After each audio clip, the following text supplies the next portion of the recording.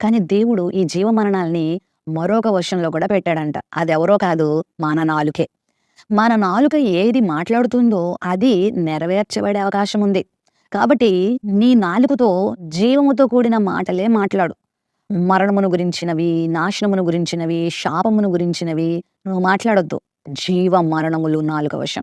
నువ్వు మాట్లాడే మాటలను బట్టే నీ భవిష్యత్తు ఆధారపడి ఉంటుంది.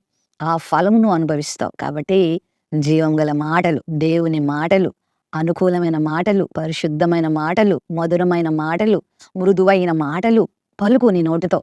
దేవుని కార్యాలు నీ నోటితో పలుకు. దేవుని కార్యాలు ప్రకటించు. ఆయన కార్యాలను బట్టి స్తుతించు. దేవునిని, ఆయన గొప్పతనాన్ని నీ నాలుకతో వివరించు. అంతేగాని శాపనార్థాలు, జీవం లేని మాటలు, అపరిశుద్ధమైన మాటలు, పోకిరి మాటలు నీ నాలుకకు రానివ్వద్దు. నువ్వు మాట్లాడే మాటలన్నీ కూడా తీర్పులోనికి వస్తాయని వాక్యంలో ఉంది. కాబట్టి మంచి మాటలు మాట్లాడి జీవాన్ని పొందుకో.